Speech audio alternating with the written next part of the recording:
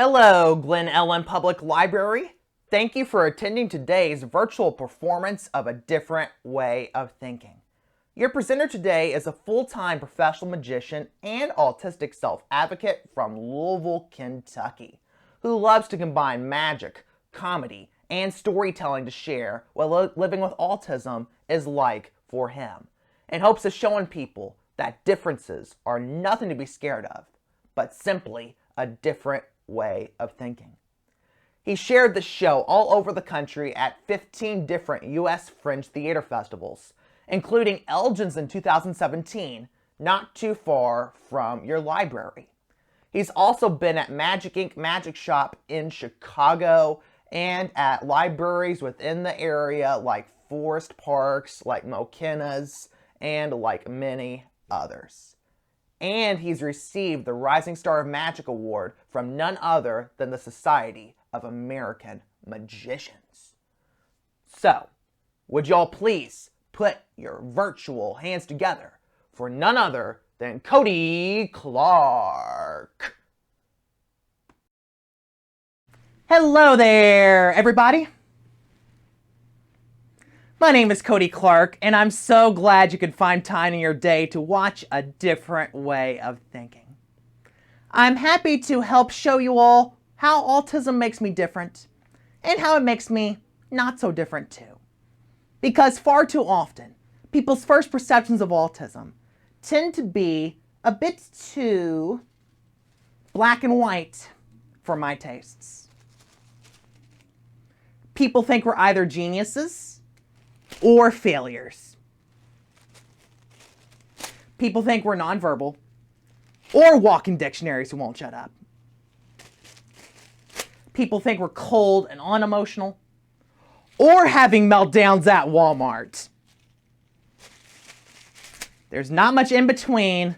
There is only black and white. Until you have a different way of thinking about autism. Then you'll see that it's really a magical, colorful, and quite diverse spectrum full of some of the best people you will ever meet. And the best thing about learning about autism is that you realize it's not a burden per se.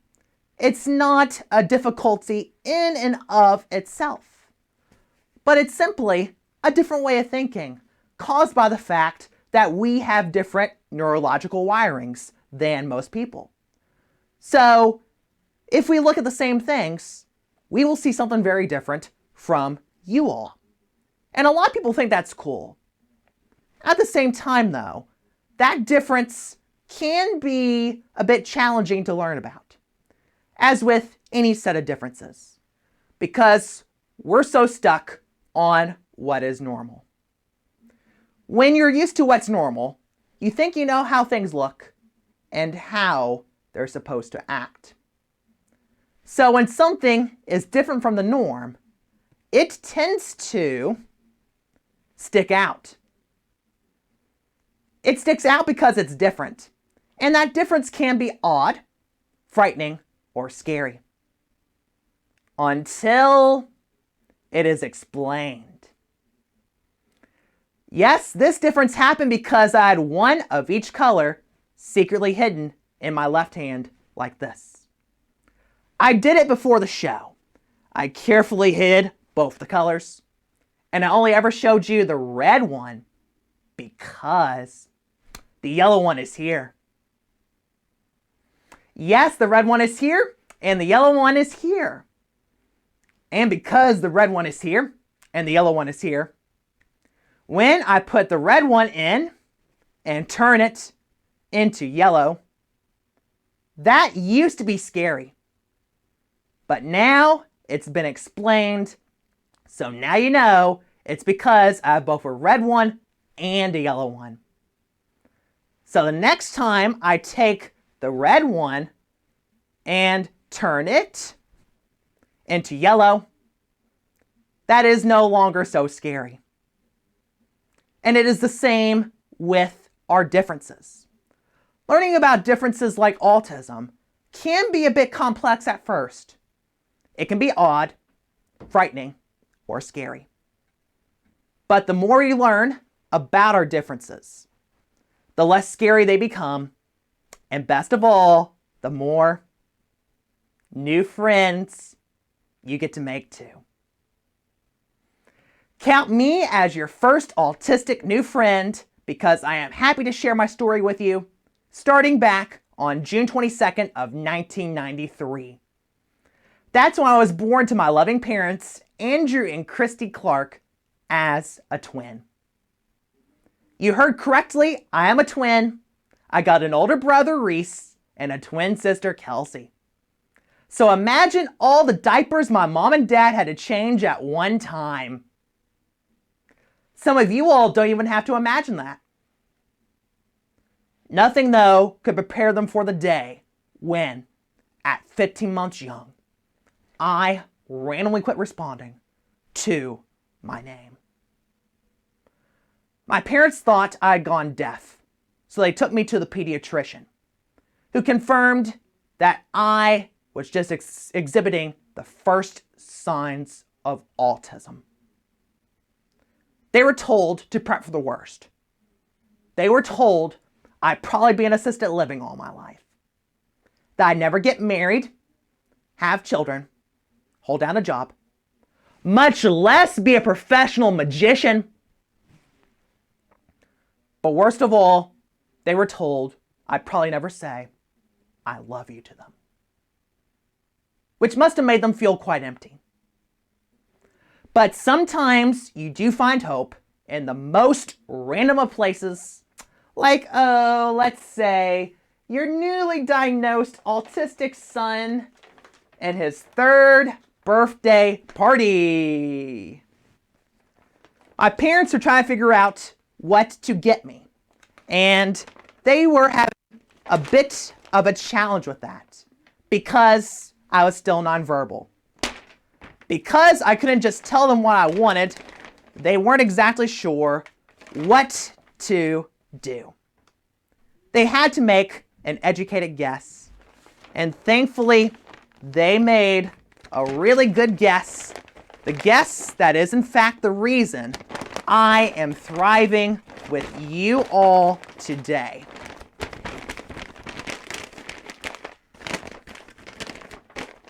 Somehow, they knew that Thomas the Tank Engine was the toy that would bring me out of my shell. Everyone go with me. Chugga chugga, chugga chugga, chugga chugga. As soon as I saw Thomas, I instantly started playing with him, rolling him up and down my arms, making imaginary train tracks on the floor, and even crying when my sister stole him from me. This was not the way my parents were used to me behaving. They thought because of my autism, I'd be way more quiet. So they knew that Thomas had a special effect on me. Researchers had statistically proven that Thomas is the most popular children's toy amongst the autistic population. Could be because of the bright colors, which appeal to our eyes, and our gaudy fashion senses. Or it could be because of the moving wheels and gears, which appeal to our mechanically inclined brains. Or it could be because when Thomas talks, his face does not. Creepy, I know. Look at him! Look at him! Look at him!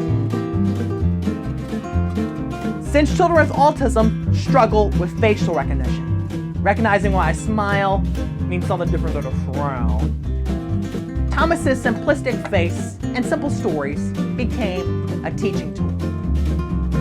That's not my theory, though. My theory is that it's because when I was a kid in the early 90s, Thomas was voiced by George Carlin. If you don't know who he is, because you're my age or younger, he was a raunchy comedian who pushed all the limits of what could be said and done on TV. So when people heard he was voicing this guy, parents lost their minds.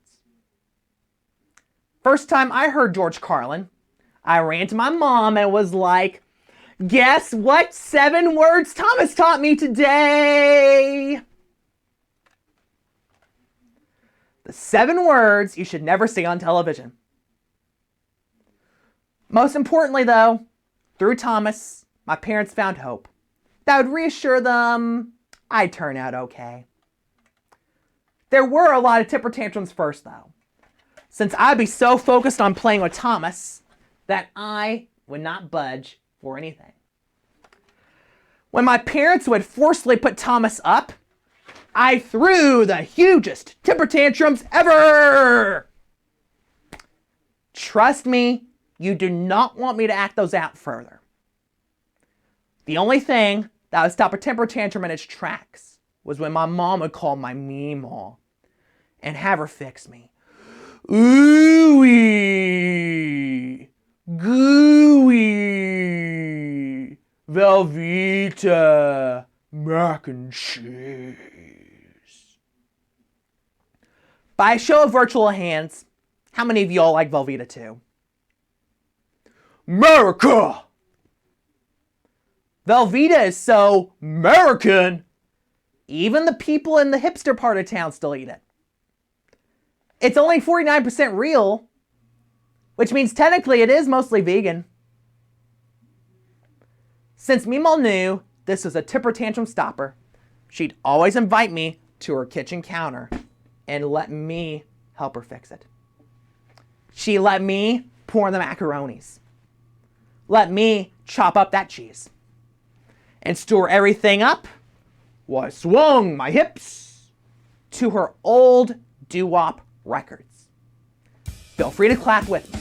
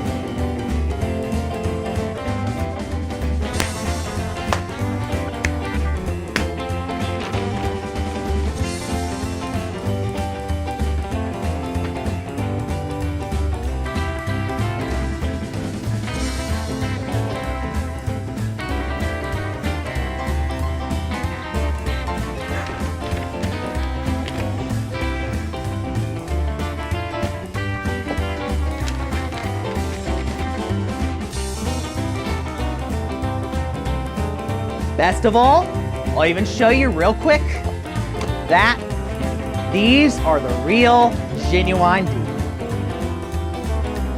But if we have the cheese right here, and we have a bowl, and we also have an empty paper bag, can any of you all tell me what's missing? Listen.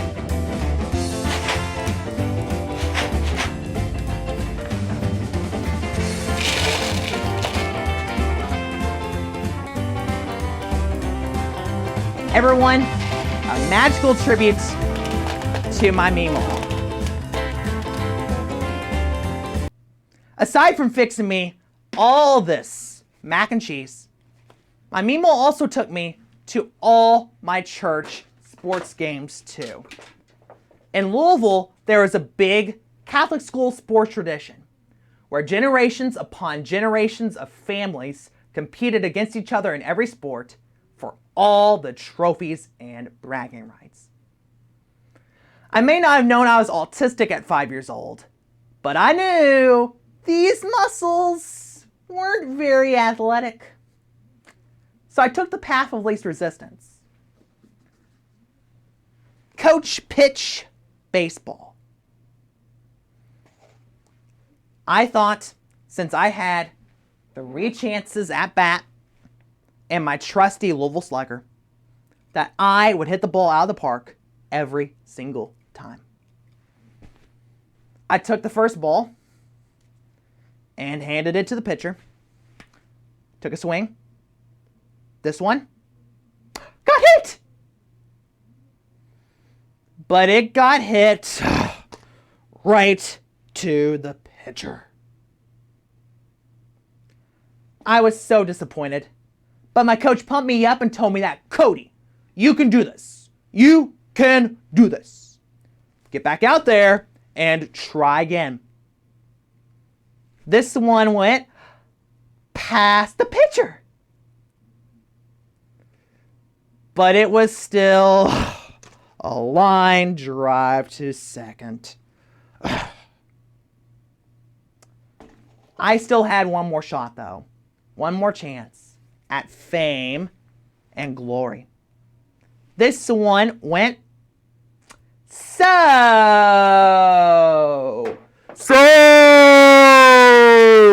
close.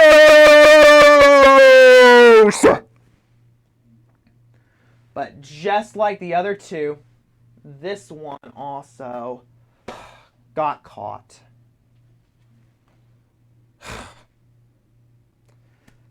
It was at this point in time I told my parents and my meemaw I wanted to quit. That I didn't care about all the trophies or home runs. And especially not about the social skills my therapist told my parents I'd make by being on a team with appropriately aged teammates.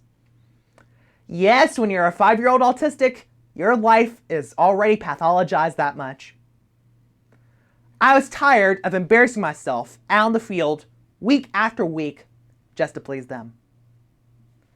So we made a deal. They said I could quit as long as I went to my brother's football games. Oh, as well as my sister's basketball games too.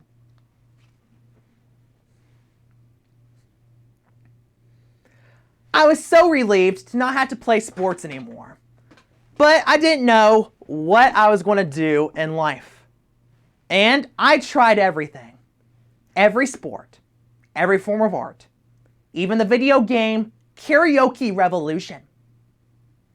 Which, if you remember, if it wanted to, it could boo you. And boy, did it boo me. It wasn't until the summer, right before middle school, when our family went to Gulf Shores, Alabama, where families go when they can't afford Florida. That is where I saw my first magic show and where magician Bart Rocket called me up on stage, handed me a blade. Yes, a blade. He brought up a girl from the audience. I tap, tap, tap, and just like magic, I sawed a lady in half without any training whatsoever. All right, us magicians have our methods. Everyone was guaranteed to be safe. But it was no less impactful to a kid who could not do anything else right. I was inspired to think that maybe magic was different. Maybe magic was something I could learn to be good at. Eventually, I learned so much, I decided magic was my newest autistic obsession and that I wanted nothing more in life than to be a full-time professional magician. That became my dream, and a dream is a lot like a piece of rope. Just like a rope, a dream appears to be nice and solid. It appears to have everything all together. But, just like a rope, a dream also has fears, which threaten to cut into it. For me, it is the fear of failure. The fear that no matter how many magic shows I do or books on magic I'd read, that I would not succeed as a professional magician. That fear cut into me. It cut into me so much, I dwelled on it, and it stuck out like a sore thumb. That is why I learned it's not a matter of succeeding or failing, but rather you have to fail first in order to succeed. You have to learn what to do and not to do. You have to get some mentorship. And then, through a lot of trial and error, your dreams will be restored. And I met a lot of wonderful people that helped me out at first. Then middle school happened. I went to middle school all like, reading is fun! Don't you just love learning? And I was made fun of right away. I became more aware of the word autism and what it meant to me. And I wasn't sure if people thought my quirks were a weird Andy Kaufman-like stage character, and therefore hipster approved, or if they would assume I was no good. That fear cut into me. So much so, here's some souvenirs. I met a mentor named Richard Buffo, who shared with me the old actor's adage that there are no secrets on stage. That I shouldn't hide who I am. I should embrace it. I should be vulnerable with you, my audiences. So that, instead of you all fearing my differences, I'd earn your all's respect, and my dreams would be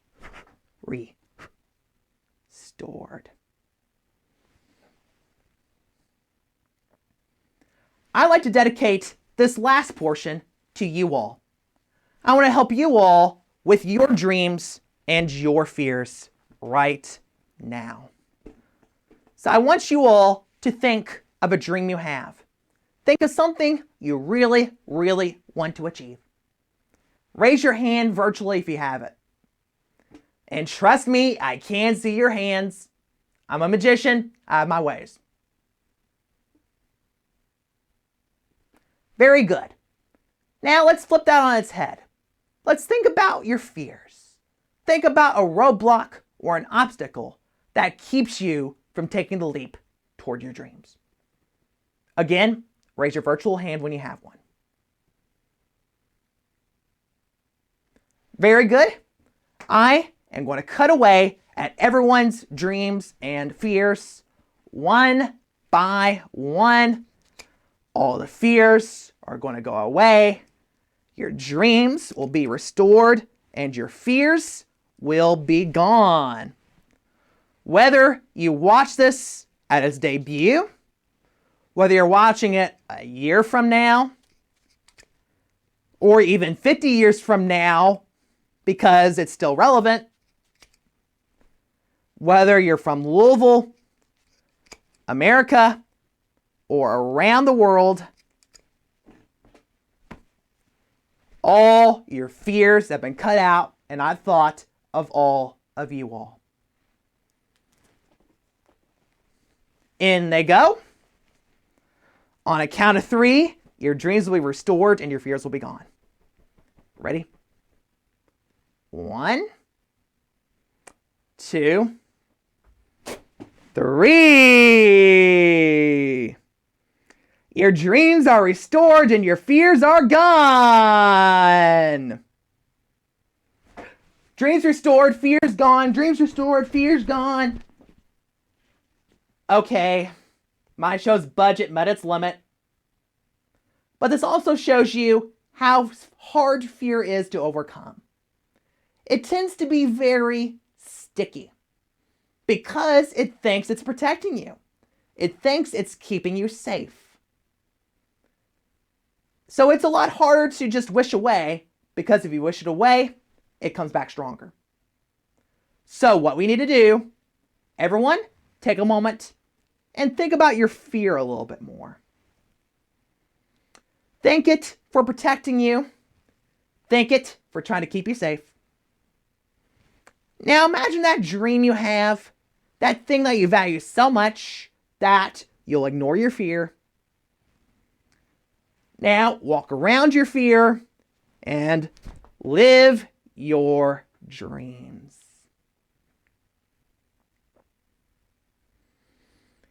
It is after I learned this lesson that I started to succeed in life, not just in spite of, but because of my autism.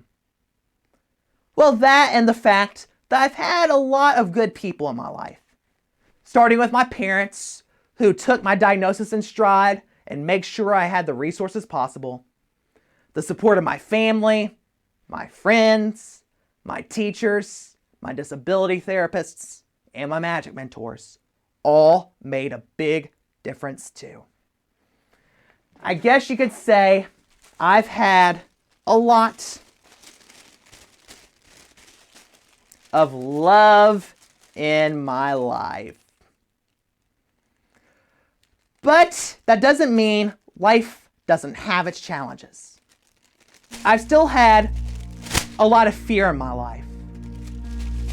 I've still had a lot of rejection, a lot of heartbreak, a lot of failure and disappointment, because these are things that you can never get rid of.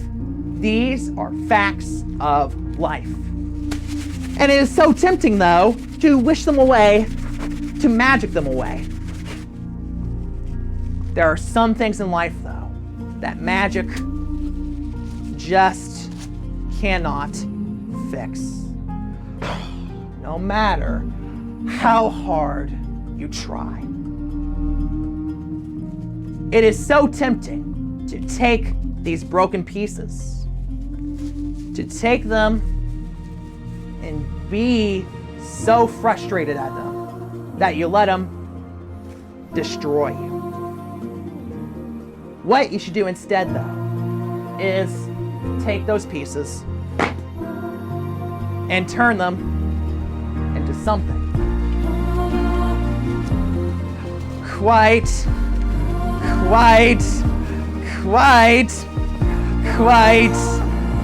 beautiful.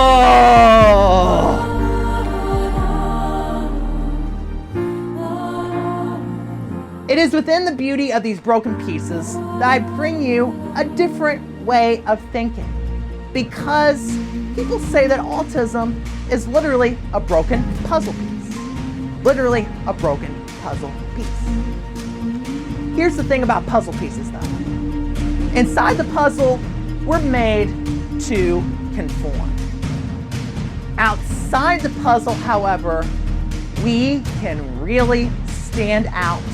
We can be appreciated for our unique strengths and the reason I have my curves and jagged edges is because of my autism. You all do for your different reasons. So the big thing I encourage you all to do is to take those pieces, wherever they are for you, and instead of throwing them in the dustbin, you should embrace and cherish your different ways. Thank you all so much. My name is Cody Clark.